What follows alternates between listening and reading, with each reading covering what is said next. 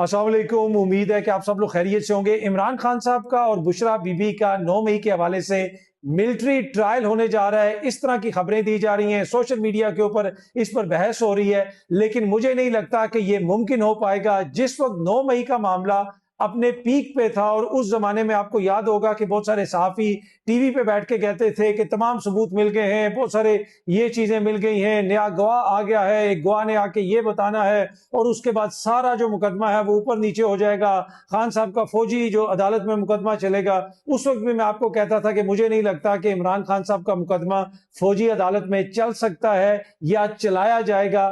اس وقت بھی میرا یہی ویو ہے کہ مجھے نہیں لگتا کہ عمران خان یا بشرا بی بی کا مقدمہ ان حالات کے اندر ایک فوجی عدالت کے اندر چلایا جا سکتا ہے۔ اگر آپ اس وقت صورتحال دیکھیں، اب 9 مئی سے ہم بہت زیادہ آگے ہیں۔ اس وقت تحریک انصاف پر بہت زیادہ ایک طرح سے دباؤ تھا، حکومت کی یہ پوزیشن نہیں تھی۔ اس وقت حکومت زیادہ دباؤ میں ہے اور بحث کا رخ جو ہے وہ ایک طرف دوبارہ حکومت پر جا رہا ہے، حکومت پر تنقید ہو رہی ہے۔ تو میرے خیال میں ایسے موقع کے اوپر اس طرح کی خبر دینا، اس کا ایک یہ مقصد تو ہو سکتا ہے کہ بحث کا رخ کسی ادارے کی طرف چلا جائے یا کسی اور طرف چلا جائے، لیکن یہ پرزیوم کرنا یا یہ ایکسپیکٹ کرنا کہ آنے والے دنوں میں بشرا بی بی کا اور عمران خان صاحب کا فوجی عدالت میں مقدمہ چلے گا، وہ مجھے ممکن نظر نہیں آ رہا۔ اس سے پہلے بھی جس طرح میں نے آپ کو بتایا کہ بہت سارے لوگ یہ کہتے تھے کہ جی جنرل فیض کے ساتھ عمران خان کا مقدمہ چلے گا، جنرل فیض ان کے خلاف گواہی دیں گے، کوئی کیا کہتا تھا کوئی کیا کہتا تھا، اور اس وقت بھی میں نے کہا تھا کہ مجھے ایسا ہوتا ہوا نظر نہیں آ رہا۔ آج کی تاریخ میں بھی مجھے یہ ہوتا ہوا نظر نہیں آ رہا۔ اب یہ کچھ لوگوں کی خواہش تو ہو سکتی ہے، کچھ صحافیوں کی خواہش ہو سکتی ہے، دانشوروں کی خواہش ہو سکتی ہے، سیاستدانوں کی خواہش ہو سکتی ہے، لیکن مجھے ایسا ہوتا ہوا نظر نہیں آ رہا۔ اور ویسے بھی بشرا بی بی کے حوالے سے تو پہلے جو خبریں آئی تھی وہ یہی تھی کہ ان کے اوپر کوئی اگر اس قسم کا 9 مئی کے حوالے سے کیس بھی تھا تو اس میں بھی وہ ڈسچارج ہو گئی تھی، وہ مقدمہ جو ہے وہ ایک طرح سے فارغ کر دیا گیا تھا۔ تو اب دوبارہ جو ہے کیسے کسی ایسے مقدمے کو زندہ کیا جا سکتا ہے اور کیسے ساری بحث کا رخ کسی اور طرف موڑا جا سکتا ہے، کیونکہ اس وقت صورتحال یہ ہے کہ تحریک انصاف بڑے عرصے کے بعد ڈائریکٹ اپنی توپوں کا رخ جو ہے اس نے نون لیگ کی طرف کر دیا۔ تو ایسے موقع کے اوپر اس طرح کی خبر دینا، کیا اس کا مقصد کچھ اور ہو سکتا ہے؟ کیونکہ کل بنیر میں اسٹریٹ موومنٹ کے حوالے سے سہیل آفریدی صاحب نے لوگوں سے خطاب کیا اور جو مناظر ہم نے بنیر سے دیکھے وہ غیر معمولی مناظر تھے۔ ایون کہ بھارتی ایک پروفیسر ہیں اشوک سوائن، انہوں نے بھی شیئر کیا ہوا تھا کہ اتنے لوگ نکلے ہوئے، اتنے زیادہ جو ہے بڑا احتجاج ہو رہا ہے۔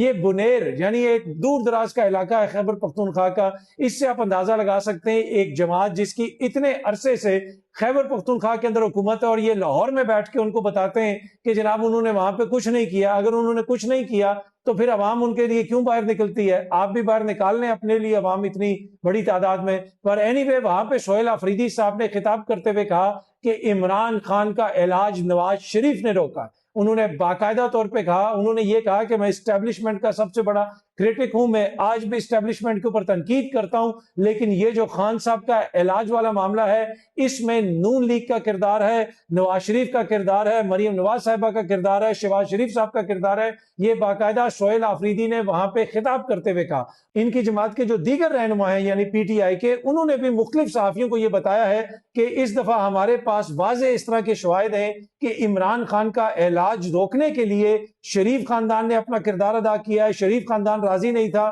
کہ عمران خان صاحب کو شفٹ کیا جائے اور اسی چیز کا اظہار سہیل خان آفریدی صاحب نے اپنے خطاب میں کہا۔ تو وہ یہ الزام لگا رہے ہیں کہ مبینہ طور پہ نواز شریف صاحب، ان کی فیملی، ان کی جماعت عمران خان صاحب کا علاج نہیں ہونے دے رہی اور وہ نہیں چاہتے کہ ان کو اسپتال میں شفٹ کیا جائے۔ اب obviously یہ الزام وہ لگا رہے ہیں، آگے سے نون لیگ کی یہ قیادت یہ کہتی ہے کہ ایسی کوئی بات نہیں ہے اور جو کچھ بھی ہو رہا ہے وہ عدالتی ایک عمل کے تحت ہو رہا ہے، عدالت کا ایک حکم ہے، اس میں ابہام ہے، اس وجہ سے حکومت اس پہ کلیئرٹی چاہتی ہے اور اسی وجہ سے اب دوبارہ نظر ثانی کی درخواست دائر کی گئی ہے۔ لیکن جو کھل کے اب جس طریقے سے پی ٹی آئی کی جانب سے الزامات لگائے جا رہے ہیں نون لیگ کے اوپر، اس سے ایک چیز تو واضح ہو گئی ہے کہ نون لیگ جو ہے وہ اس وقت پی ٹی آئی کی نظر میں خان صاحب کا علاج رکوانے میں کلیدی کردار ادا کر رہی ہے، کہیں اور سے کوئی رکاوٹ نہیں ہے۔ سینئر صحافی ہیں فریہ ادریس صاحبہ، کل انہوں نے خبر شیئر کی بھی تھی، آپ کو پتا ہے کہ اجلاس ہوا جس میں شہباز شریف صاحب نے، مریم بی بی نے اور نواز شریف صاحب نے شرکت کی اور بڑی امپورٹنٹ چیزیں وہاں پہ ڈسکس ہوئیں، اور سینئر صحافی فریہ ادریس نے پھر اس کی خبر شیئر کی جی این این کے اوپر، وہ اپنا پروگرام کرتی ہیں رات کو 10 بجے۔ انہوں نے بتایا کہ وزیر اعظم شہباز شریف اور صدر مسلم لیگ میاں نواز شریف کی ملاقات کی अंदरूनी कहानी सामने आ गई। जराये के मुताबिक 2 घंटे तवील मुलाकात के एजेंडे में सर फहरिस्त सुप्रीम कोर्ट का बानी पीटीआई को अस्पताल शिफ्ट करने का फैसला रहा। ये सामने आप उनकी ट्वीट देख सकते हैं। वो एक जिम्मेदार सहाफ़ी हैं, वो ये बता रही हैं कि जनाब ये जो इमरान खान को अस्पताल शिफ्ट करने का मामला था, ये उनके एजेंडे पे सर फहरिस्त था। जराये के मुताबिक वज़ीर-ए-आज़म शहबाज शरीफ ने मियां नवाज शरीफ को बानी पीटीआई को शिफा अस्पताल के बजाय पिम्स चेकअप की वजूहात से आगाह किया। मुलाकात में सियासी हिकमत अमली और कानूनी ऑप्शंस पर मुशावरत की गई।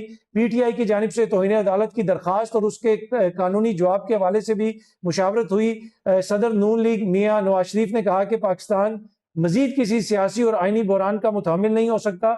मुलाकात में आज़ाद कश्मीर के वज़ीर-ए-आज़म के लिए मुख्तलिफ नामों पर भी गौर किया गया। वज़ीर आला पंजाब मरीम नवाज भी मुलाकात में शरीक हुई।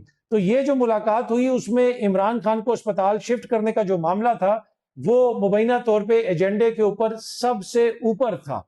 अब उसमें क्या बात हुई ये तो अगर नून लीग कोई बयान जारी करेगी तो तभी पता चलेगा। लेकिन एक चीज तो वाज़ेह है कि इमरान खान साहब को जो अस्पताल शिफ्ट करने वाला मामला है उसमें दिलचस्पी भी ले रही है नून लीग की क़यादत, नून लीग की हुकूमत। किस तरह इनके वुज़रा ने बयान दिए वो भी हमारे सामने। और मैंने आपको पहले भी कहा था कि मुझे ये लगता है कि अदालत का जो फैसला है वो हुकूमत के लिए एक बहुत बड़ा सरप्राइज है। हुकूमत ये एक्सपेक्ट नहीं कर रही थी। अब हुकूमत को समझ नहीं आ रही कि हमारे खिलाफ साजिश हो रही है, क्या हो रहा है। उनके लोग आगे पीछे से पूछ रहे हैं, सहाफियों से पूछ रहे हैं। जो तौहीन अदालत की दरखास्त गई है उसमें मोहसिन नकवी का नाम नहीं है।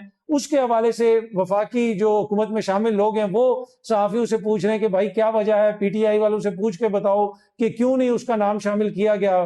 भाई आगे से लोग कह रहे हैं कि भाई आपको तो खुश होना चाहिए अगर आपके एक वजीर का नाम शामिल नहीं किया गया। तो हुकूमत काफी ज्यादा कंफ्यूज है इस वक्त, उसको समझ नहीं आ रही कि भाई आखिर हो रहा क्या है। बाकी हुकूमत दूसरी तरफ जब राब्ते करती है तो उधर से उनको कहा गया है कि भाई ऐसी कोई बात नहीं है, इस तरह की खबरें भी आ रही हैं। लेकिन हुकूमत अपने अंदर जो है एक तरह से इनसिक्योर हो चुकी है और उसको समझ नहीं आ रहा कि उसके साथ हो रहा क्या। और ये जो तौहीन अदालत वाला मामला है उनको ये खदशा है कि ये हमारे गले पड़ सकता है और इससे इस हद तक चीजें जा सकती हैं कि हुकूमत को फारिग भी किया जा सकता है, यानी शहबाज शरीफ साहब को फारिग भी किया जा सकता है। अगर अदालत चाहे तो इन अदालत में उनको सजा भी दी जा सकती है। लेकिन अब देखते हैं कि ये मामला आगे किस तरफ जाता है। आने वाले दिनों में जो इस मुकदमे की दोबारा समाअत होनी है वो बड़ी इंपॉर्टेंट है।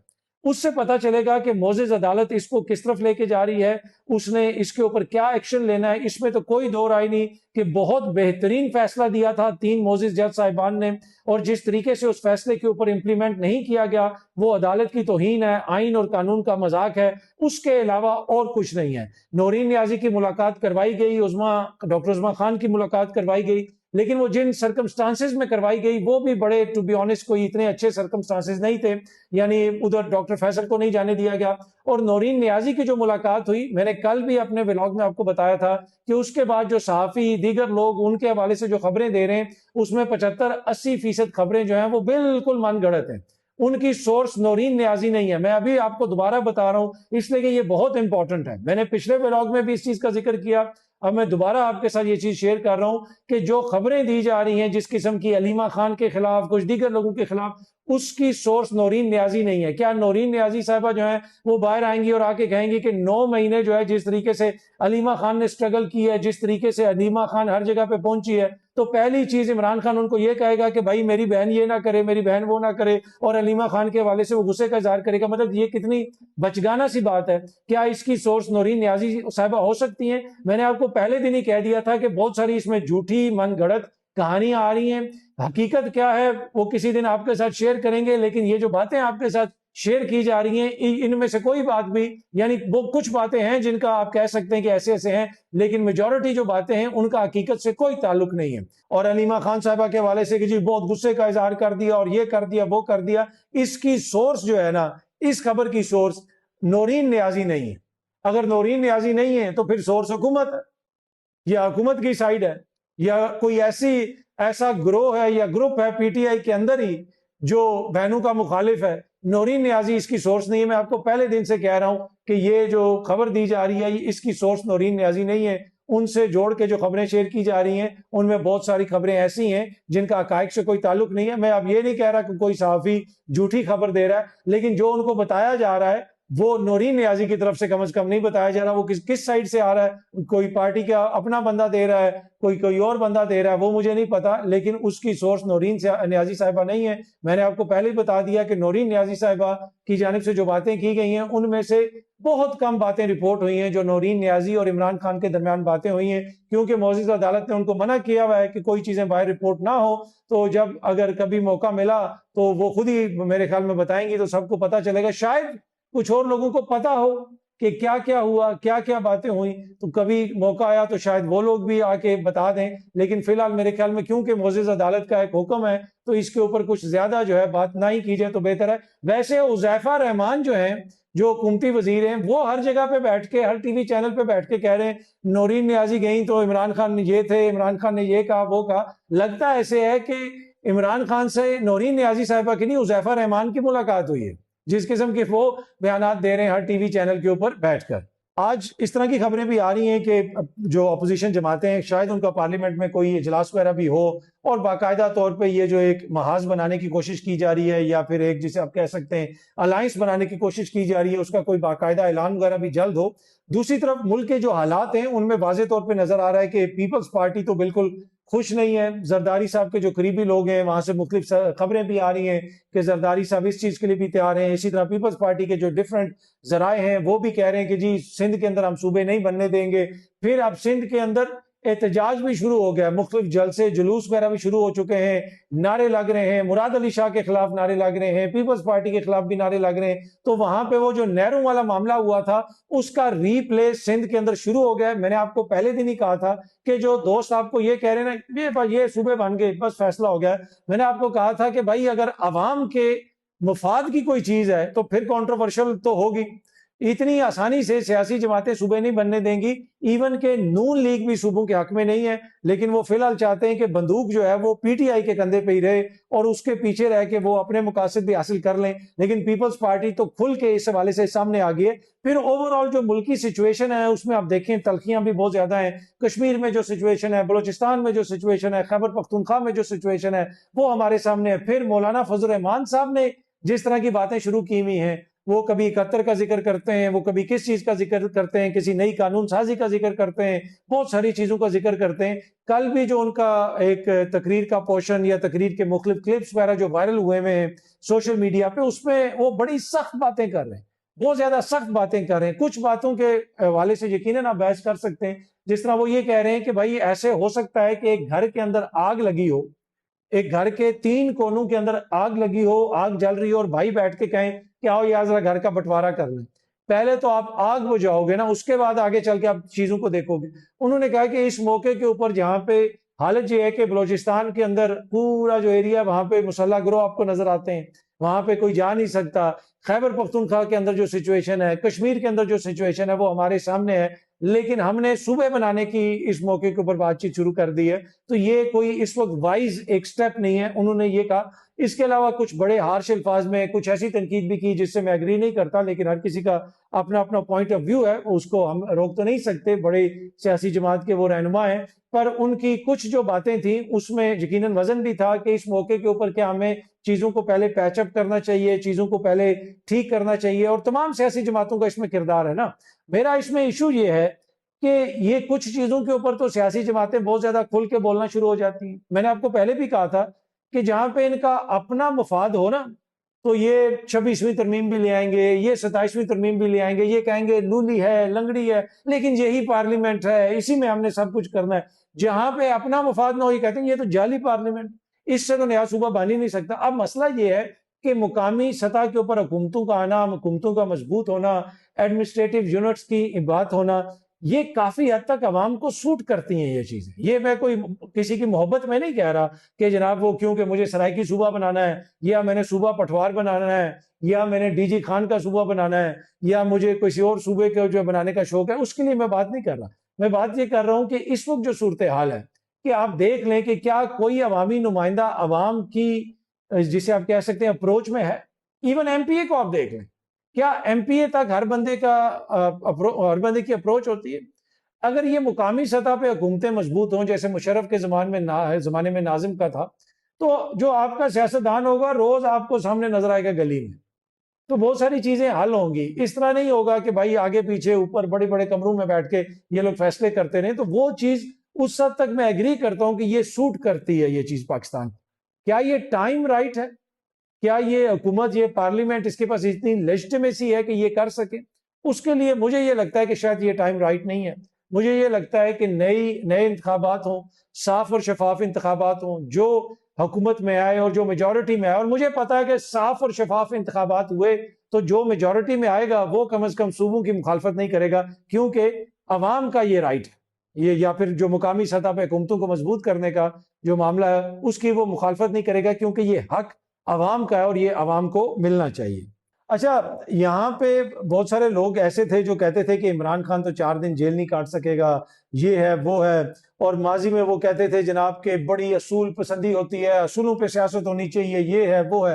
اب وہ عمران خان پہ یہ تنقید کرتے ہیں کہ بھائی وہ عمران خان ڈیل کیوں نہیں لے رہا، عمران خان کو بھائی جیل سے بس نکل آنا چاہیے. اچھا، اس میں یقیناً وزن بھی ہو سکتا ہے. وہ یہ کہتے ہیں بھائی اس ملک میں کچھ چینج نہیں ہوگا، ایسے ہی چیزیں چلتی رہیں گی. خان صاحب کو اور ان کی فیملی کو یہ میسیجز بہت سارے لوگوں نے پہنچائے ہیں. یہ میں آپ کو فرسٹ ہینڈ انفارمیشن دے رہا ہوں، فرسٹ ہینڈ انفارمیشن. وہ جس طرح بہت سارے لوگ دیتے ہیں نا کہ نورین نیازی نے یہ کہہ دیا وہ کہہ دیا اور ہوتا اس میں کچھ بھی نہیں ہے، لیکن یہ ویسی انفارمیشن نہیں ہے. یہ میں آپ کو فرسٹ ہینڈ انفارمیشن دے رہا ہوں کہ دنیا بھر سے بڑے بڑے جو لوگ ہیں، بہت سارے اوورسیز پاکستان میں لوگ، انہوں نے عمران خان صاحب کو یہ میسیجز پہنچائے. انہوں نے عمران خان صاحب کی خاندان کو یہ کہا کہ بھائی پلیز چھوڑ دیں، اس طرح کچھ نہیں ہوگا، چھوڑ دیں، کیوں اپنی زندگی خراب کر رہے ہو. دنیا کے کسی بھی ملک میں چلے جاؤ شہزادوں کی طرح رہو گے، کسی بھی ملک میں دنیا میں چلے جاؤ گے لوگ تمہیں عزت بھی کریں گے، پیار بھی کریں گے اور عیاشی سے اپنی زندگی گزارو. تو عمران خان اس پہ تیار نہیں ہے. بات یہ ہے کہ آج بھی عمران خان صاحب اس طرح کی کسی بھی ڈیل کے اوپر تیار نہیں ہے. لیکن جمہوریت کی بات کرنے والے، قانون کی بات کرنے والے، آئین کی بات کرنے والے، دنیا بھر کی اچھی باتوں کی باتیں کرنے والے اب کہہ رہے ہیں کہ عمران خان جو ہے، جو وہ ڈٹ کے کھڑا ہے، یہ تو بیوقوفی ہے، یہ تو غلط ہے، ایسا نہیں ہونا چاہیے. اس کی اصل وجہ کیا ہے؟ میں نے آپ کو کہا نا، بہت سارے ایسے دانشور، صحافی، تجزیہ نگار، دیگر جو ہے ایسے ہیں، کوئی سینئر ہے کوئی جونیئر ہے. ان کا اصل ایشو کیا ہے؟ یہ آدھے جیالے ہیں، آدھے پٹواری ہیں اور آدھے جو ہیں وہ کچھ اور ہیں. تو اب یہاں پہ مسئلہ یہ ہے کہ ان کو پتا ہے کہ ہمارے لیڈران تو ایسے نہیں کھڑے ہوئے. وہ کہتے ہیں کہ بھائی میاں صاحب نہیں کھڑے ہوئے تھے تو آپ بھی نہ کھڑے ہوں، آپ بھی چلے جائیں باہر، آپ بھی جو ہے وہ کوئی ڈیل کر لیں. جیسے میاں صاحب نے وہ 10 سال کا معاہدہ کیا تھا، پہلے اس کو مانا نہیں، بعد میں وہ ادھر آگے، پیچھے سے سعودی شہزادہ بھی آ گیا، سعد حریری بھی آ گیا. انہوں نے کہا کہ بھائی وہ تو تھا معاہدہ، انہوں نے پھر کہا نہیں جی وہ 5 سال کا معاہدہ تھا. تو یہ چاہتے ہیں کہ اسی طرح کا کوئی معاہدہ کر کے عمران خان بھی باہر نکل آئے. لیکن آج کی تاریخ تک عمران خان کوئی ایسی کمٹمنٹ دینے کے لیے تیار نہیں ہے اور اسی وجہ سے وہ سارے مسائل پھنسے میں. اب یہ جو خان صاحب کو جیل سے اسپتال شفٹ کرنے والا معاملہ ہے، اس کے اوپر نون لیگ کی حکومت اس لیے زیادہ پریشان ہے کہ ان کو یہ لگتا ہے کہ شاید کوئی ڈیل ہو گئی ہے اور ڈیل کی وجہ سے یہ کوئی فیصلہ آیا ہے. لیکن فی الحال ایسی کوئی سچویشن نہیں ہے. لیکن کسی کے جو ذہنی سوچ یا اختراع ہے اس کے اوپر تو آپ پابندی نہیں لگا سکتے. اگر کوئی حکومت میں ایسا سوچ رہا ہے تو ہم تو اس کو منع نہیں کر سکتے.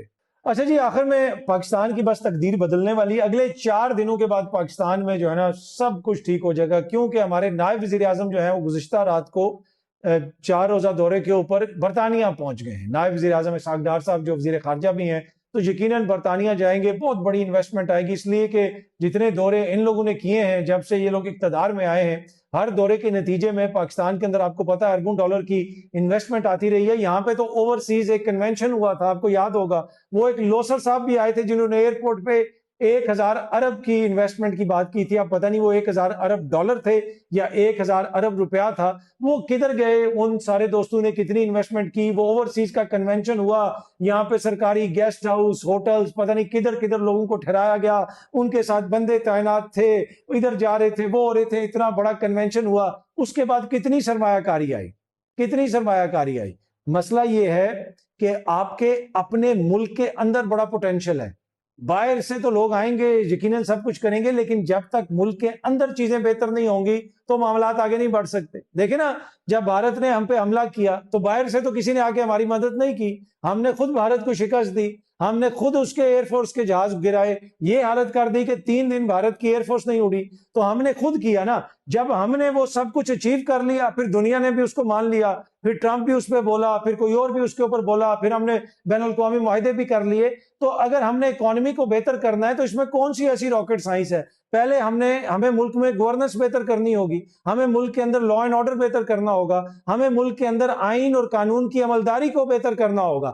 یہ ساری چیزیں ہوں گی تو پھر باہر سے ریکگنیشن ہوگی۔ پاکستان کا انویسٹر، پاکستان کا بزنس مین خوشحال ہوگا تو باہر سے انویسٹر آئے گا۔ یہ نہیں ہو سکتا کہ ادھر اندر بھوک ننگ ہو، 1300 بچہ بقول آپ کے وفاقی وزیر صحت کے روز مر رہا ہو بھوک سے، مناسب خوراک نہ ملنے کی وجہ سے، تو باہر سے انویسٹر آ جائے گا۔ باہر سے جو انویسٹر آئے گا پھر وہ ایسا ہی آئے گا کہ وہ آ کے ایکسپلائٹ کرے گا اور پیسہ لے کے نکل جائے گا۔ آپ کے ملک میں خوشحالی نہیں آئے گی۔ تو آپ کو اکانومی کو، چیزوں کو پہلے مقامی سطح پہ بہتر کرنا پڑے گا، تو اس کے بعد آپ کو باہر سے بھی انویسٹمنٹ بھی آئے گی، چیزیں بھی آئیں گی۔ یہ اس کا ایک بیسک سا اصول ہے، اس میں کوئی الجبرا نہیں ہے، اس میں کوئی راکٹ سائنس نہیں ہے۔ ہر پاکستانی کو عزت ملے گی، ہر ادارہ ہر پاکستانی کے لیے ڈیلیور کرے گا، ہر جگہ پہ پاکستانی کے لیے آسانیاں ہوں گی، تو جو باہر سے بزنس مین آئیں گے، انویسٹر آئیں گے، ان سب کے لیے بھی آسانیاں ہوں گی۔ یہ نہیں ہو سکتا کہ ایک سابق وزیر اعظم کو حکومت کہے کہ بھائی ہمارے پاس اتنی بھی سیکیورٹی نہیں ہے کہ ہم سابق وزیر اعظم کو اسلام آباد کے ایک اسپتال میں جو ہے وہ لے جا سکیں، جا کے وہاں پہ اس کا